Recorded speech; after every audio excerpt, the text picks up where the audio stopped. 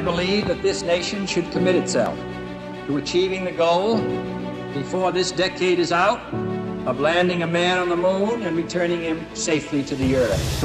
No single space project in this period will be more impressive to mankind or more important for the long-range exploration of space. And none will be so difficult or expensive to accomplish. It's one small step for man, one giant leap for mankind.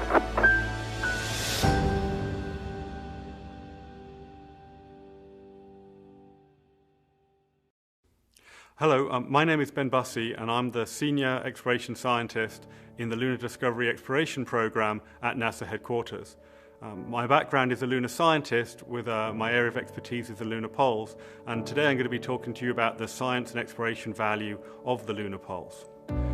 The lunar poles, often you can ask the question, are they a good place to go for scientific exploration? And the short answer is yes. The lunar poles are a very special place on the moon and they offer a unique exploration opportunity. A key factor is the fact that the moon's spin axis is only tilted about 1.5 degrees from the ecliptic plane. In comparison, the Earth's spin axis is tilted 23 degrees to the ecliptic plane. And this is why we get 4 seasons. This is why we get weather in summer that's very different to weather in winter. The moon is different, it's only 1.5 degrees. And at midsummer, the center of the sun would only be 1.5 degrees above the horizon. So it doesn't take much topography to have drastic effects on the lighting. If you're at a high point near one of the poles, it's feasible that you can have areas of quasi-permanent sunlight. So these are regions that are lit for the vast majority of the time. Most places on the moon are a typical lunar day, which is 28 Earth days. You have 14 Earth days of sunlight, 14 Earth days of darkness. At the poles, you can have places that are lit constantly for long periods of time. Now these are extremely interesting because first of all they offer abundant solar energy, which obviously helps with a long-term human presence, but also a relatively benign thermal environment.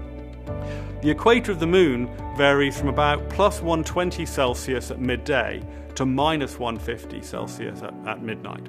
Whereas if you're at a place at the pole that has constant grazing sunlight, it's about minus 50 Celsius and it stays constant. That's much easier to engineer to. Now, any hole near either of the poles is very likely permanently shadowed. It has never seen the sun for perhaps as long as 4 billion years. The only light is scattered light reflected off the inner rim. No direct solar illumination, so they are incredibly cold. Some of the coldest places in the solar system. And they're so cold that they can serve as cold traps for volatiles, particularly water ice. So every time you hear volatiles, essentially predominantly just think water ice, but there could be other useful ices too. So the South Pole is particularly interesting scientifically. The South Pole Aitken Basin is a 2,800 kilometer diameter basin, which one end of the basin rim is at the South Pole, the other edge is at a crater called Aitken, which is why the South Pole Aitken Basin gets its name. Now, when this basin formed over 4 billion years ago, it will have stripped the entire lunar crust that existed at that time. So it will have brought up lunar mantle, which today is either potentially residing on the surface or could be discovered in outcrops associated with later craters. And now, getting a piece of mantle and bringing it back to Earth is sort of a holy grail for geophysicists who want to understand what the internal mechanisms are in terrestrial planets. So now I'm going to talk about the value of lunar polar ice. So ice is a concentrated, easily usable form of hydrogen, which is a very rare element on the moon. It takes 2 orders of magnitude less energy to extract hydrogen from an icy regolith than from a dry regolith. So why is this ice important? Well, if you can crack it into hydrogen and oxygen, you have a source of life support consumables, so you can make the oxygen that the astronauts need to use. Hydrogen and oxygen are reactants for fuel cells that you can then use for the short periods wherein it's dark. Water itself is actually an excellent radiation shielding that you could use for the lunar surface habitats. And hydrogen and oxygen is rocket fuel. It's the same rocket fuel that we used on the space shuttle. So if we can find the ice and extract it, and then convert it into hydrogen and oxygen, it could form the basis of a cislunar transportation system. A key role of the ice is that if we're ever going to explore the solar system with people long term, then we need to learn how to make use of what we find as opposed to take everything from Earth. So essentially we need to learn to live off the land. And learning how to use any ice that we find on the moon is an excellent first step in learning how to live off the land. So what are the sources of lunar polar volatiles? So we now know that the moon essentially has three kinds of water. There's internal water, and this is water that would have existed as part of the formation of the moon. There's external water that is primarily delivered by cometary and asteroid impacts, where some of the water that exists inside these comets and asteroids actually survive, and they make their way to permanently shadowed regions and they are sequestered. Most people assume that all the water would come from comets, but in fact certain kind of asteroids can also contain large amounts of water. And then you have what you would often is referred to as in situ water, and this is water that is made at the moon. One example is that solar wind might interact with the regolith to actually form either hydroxyls or water, and then some of this water also gets sequestered. So a little more about the indigenous lunar water, or the water that's trapped inside the moon. When the Apollo samples were brought back in the 60s and 70s, they were deemed to be 100% dry, i.e. the moon had no internal water. Recent analyses of Apollo 15 green glass pyroclastics, and pyroclastics are the volcanic ash that are made during a fire fountain event, have been found to contain up to 50 parts per million. This implies a much higher magma concentration of water inside the moon. Most water in this magma is lost when the magma is erupted to form the lava flows to form the mare that you see. But the key fact here is the fact the original moon was not completely devolatilized as has previously thought.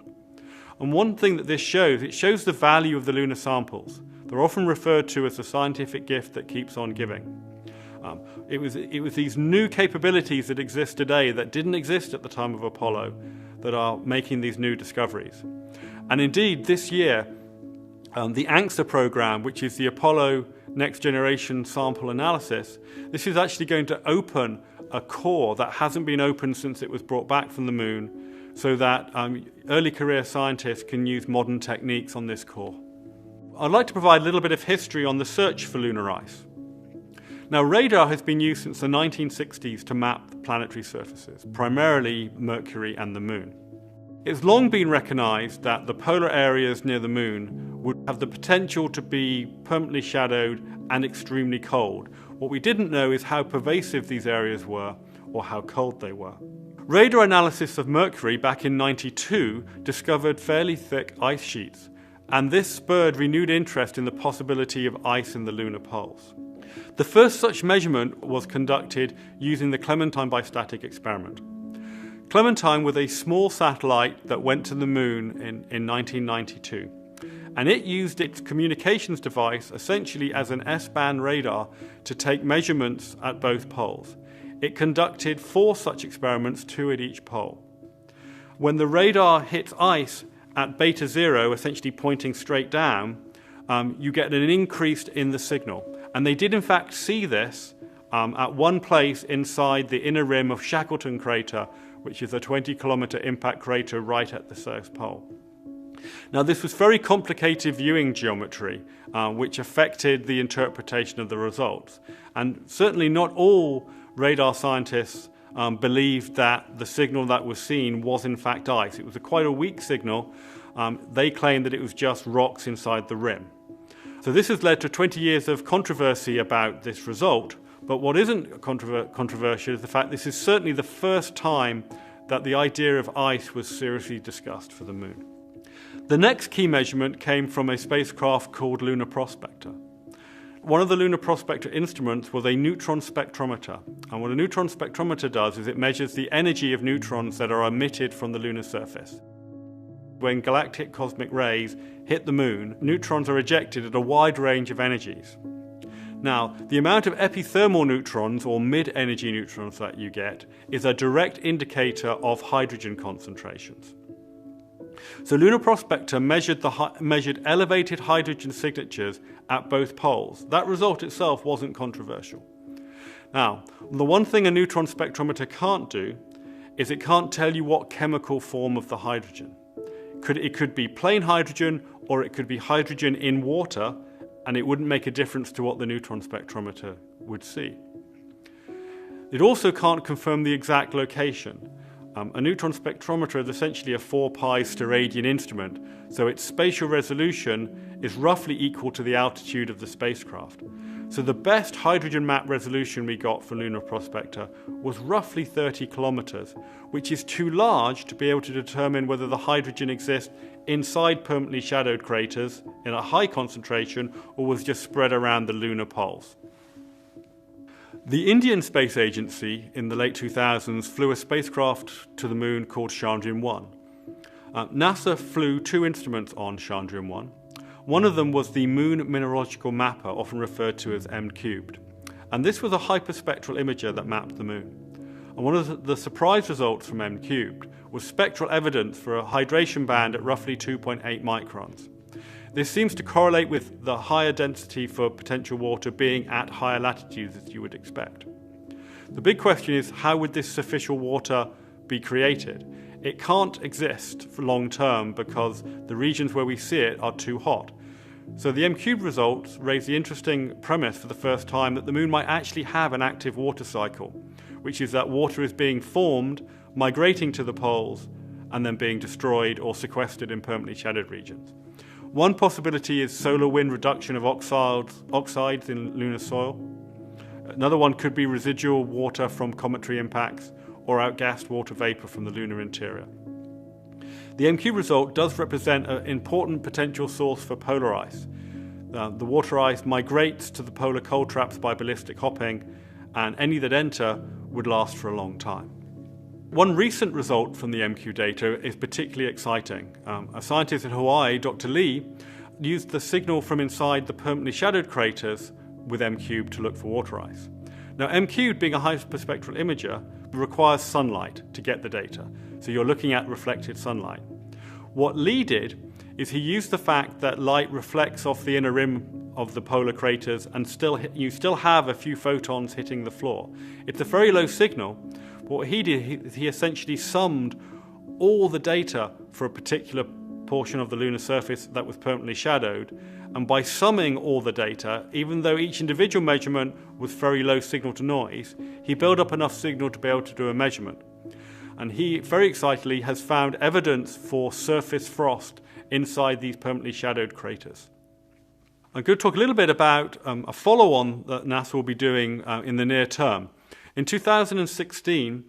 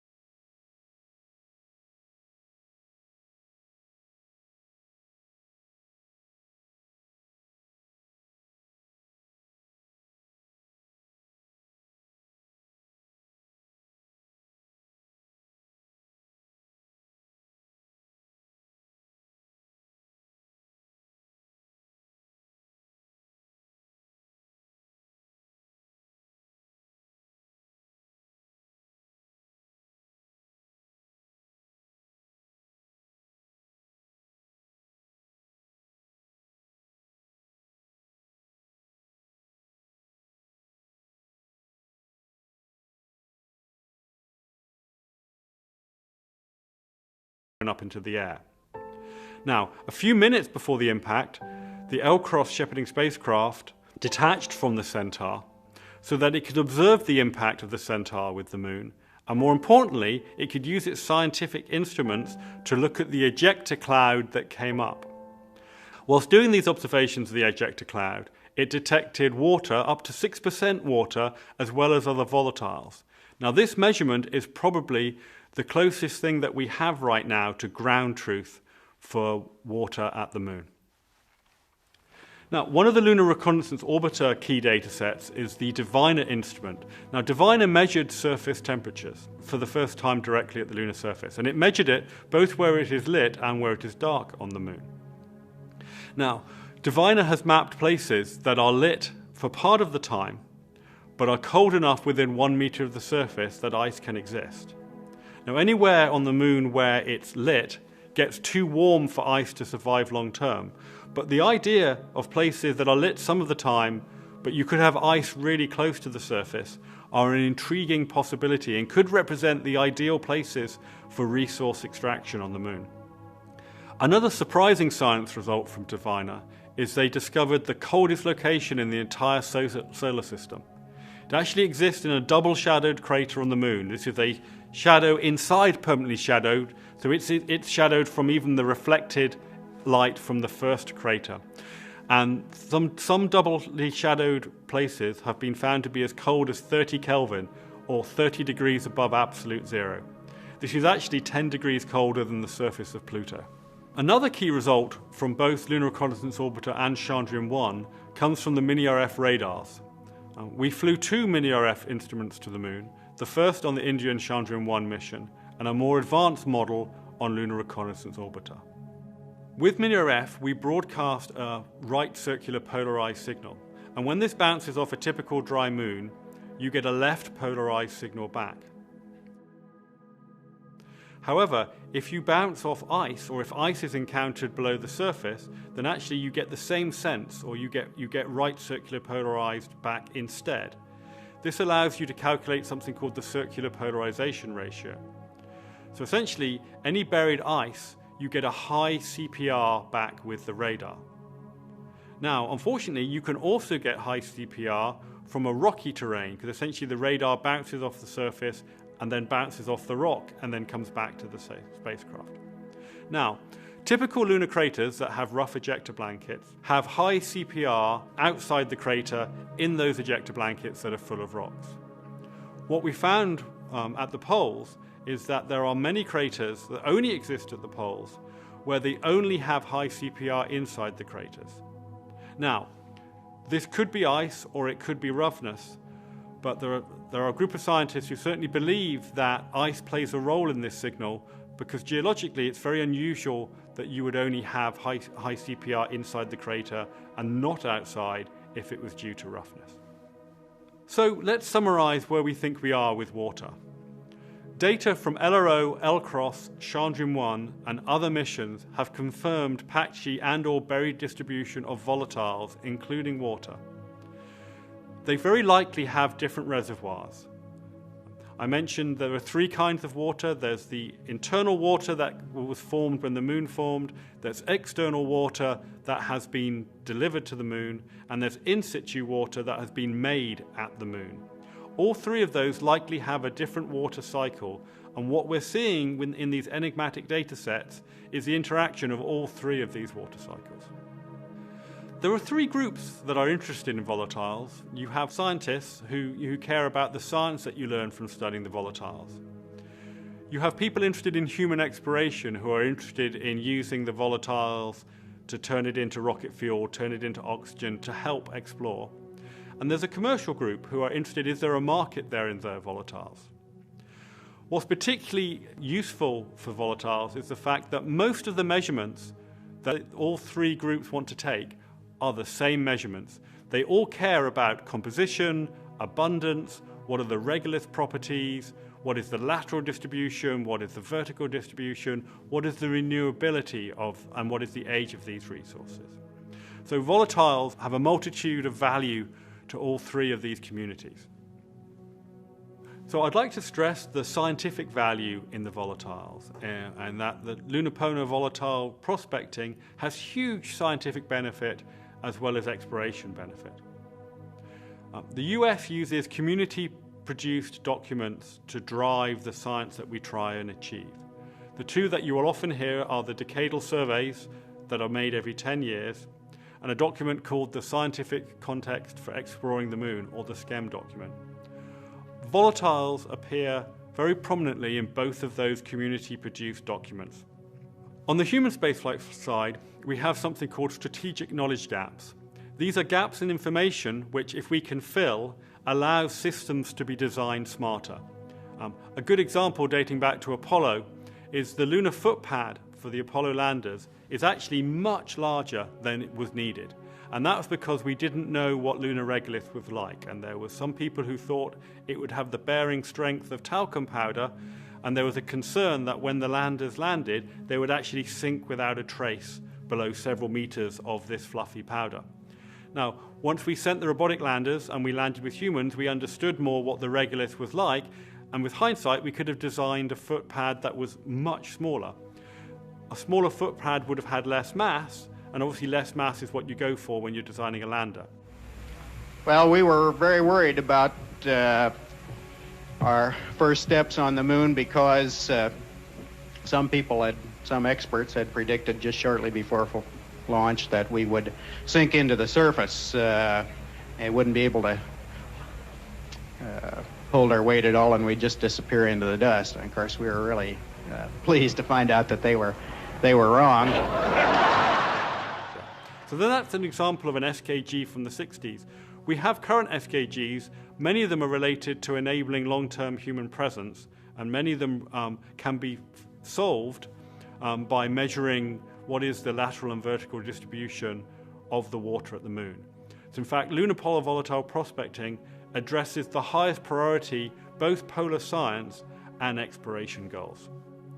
We are currently working on a rover called VIPER, which stands for Volatile Investigating Polar Exploration Rover, to make the first measurements at one of the poles.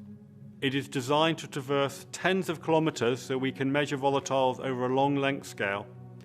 It will provide feed-forward information to follow-on surface missions and also help us to produce resource maps and through extrapolation with orbital datasets to both poles. It will carry a neutron spectrometer similar to the one that flew on Lunar Prospector, so it will immediately be able to determine whether we have buried enhanced hydrogen. It will then use a drill to drill down up to 1 meter in depth, and then use a near-infrared spectrometer and mass spectrometer to look at and characterize any volatiles that come up with the drill. Now, whilst ice is a major resource, the poles are not good for exploration just because of the ice. Ice is not a requirement for the poles to be a good place to go. The poles are the right place to go for human exploration because of the unique lighting condition. Light is an extremely valuable resource too. And large amounts of lighting is enabling from a human exploration sense because it represents, first of all, the fact it's light, that the crew can go outside and operate. It also means you can have abundant solar energy. And finally, it represents a fairly benign thermal environment for which you have to design your systems to survive long term. So now I'm going to give you some background on what we know about the lighting in the polar regions.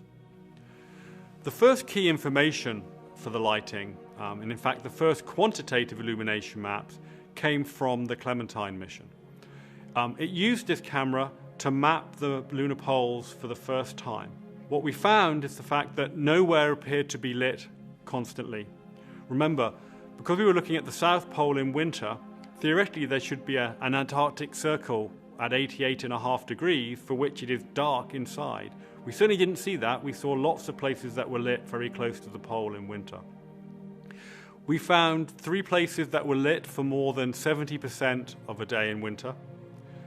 And also 2 of those places collectively were lit more than 98% of the time. By that I mean that at least one of those places was receiving sunlight. So if you could put solar arrays at both those sites, then you could have almost constant electricity. For the North Pole, where the data were taken in summer, we did find several places on the rim of Peary crater which is a 78-kilometer diameter crater near the North Pole, that were constantly illuminated for an entire summer day. Now, with those data sets, we couldn't say they were lit all year, but certainly that was an exciting result because it laid the groundwork for the idea that places might exist that are lit for large portions of the year. Now, for both the South and North Pole, these regions that receive a lot of sunlight are in close proximity with permanently shadowed regions that I previously mentioned could contain ice. So what you see here is a simulation movie now using each frame of the movie is a simulation that was made using the best lunar topography that we had and simply moving the sun equivalent to every 2 hours in time. And the simulation actually runs for an entire year.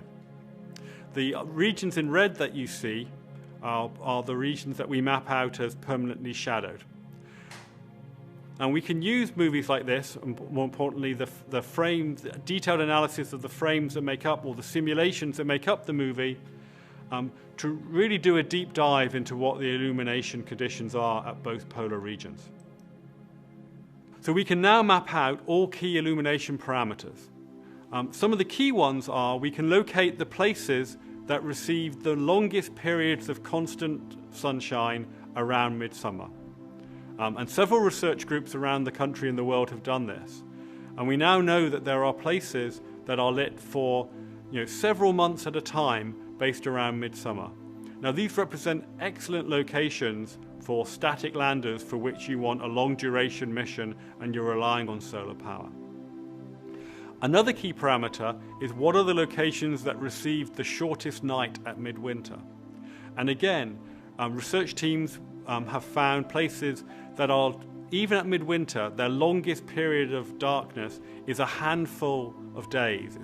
It's not the typical 14 days that you get at the equator.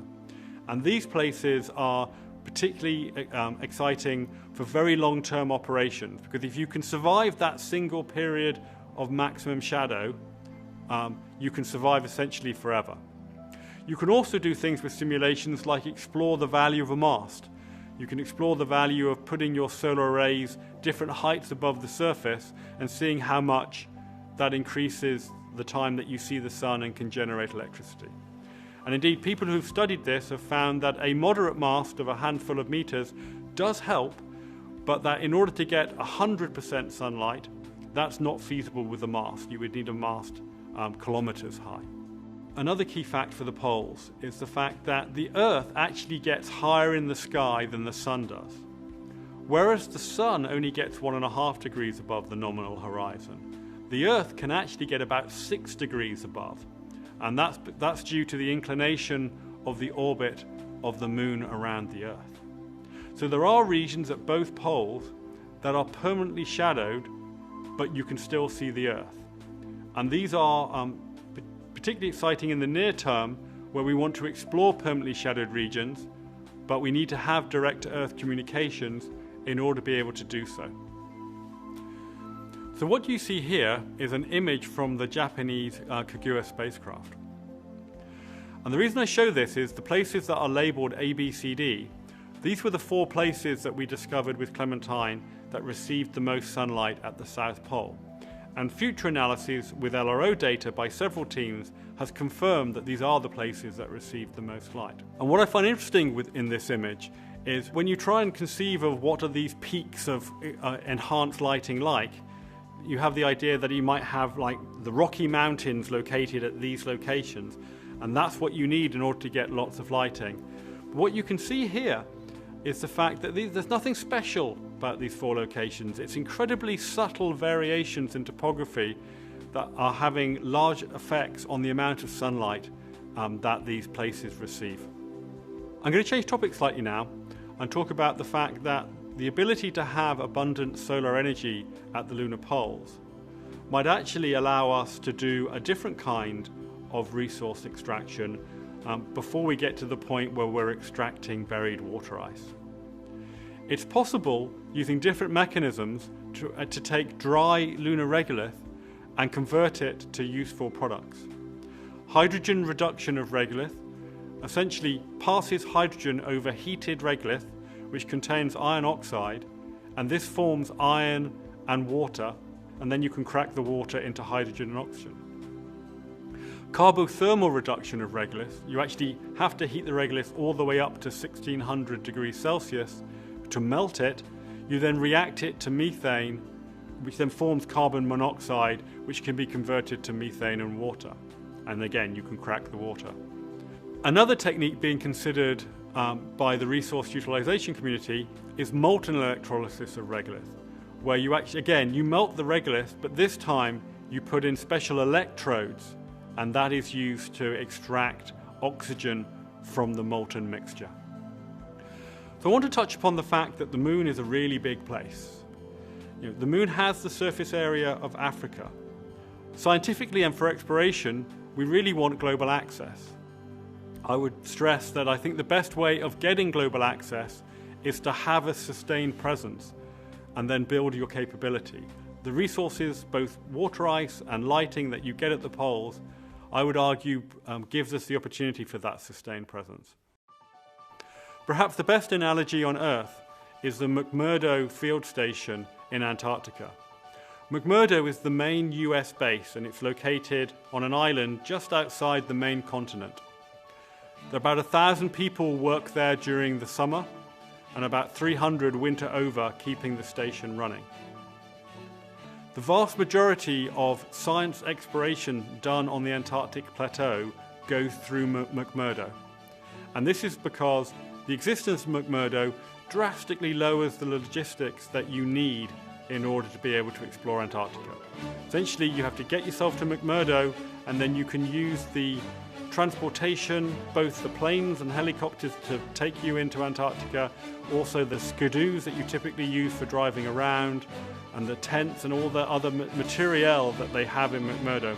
If you didn't have McMurdo, you probably would get almost no scientific exploration of Antarctica, because you would have to go from either South America or New Zealand straight into where you needed to go. So just like the infrastructure of McMurdo enables scientific exploration of the entire Antarctic plateau, sustained human presence at one of the lunar poles can offer the same opportunity for scientific exploration of the whole moon.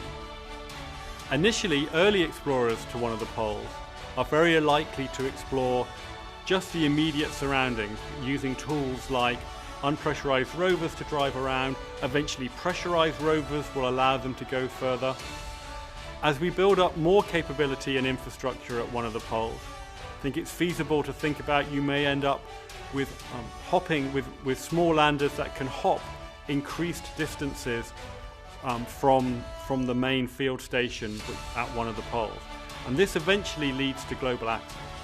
If we can extract the water to make fuel, then some portions of this lunar transportation system can use fuel that is generated at the moon. So we truly will have begun at that point to live off the land. The poles represent the best place to go for humanity to expand out of low Earth orbit and into the solar system. Essentially, the lunar poles can be our McMurdo into the solar system.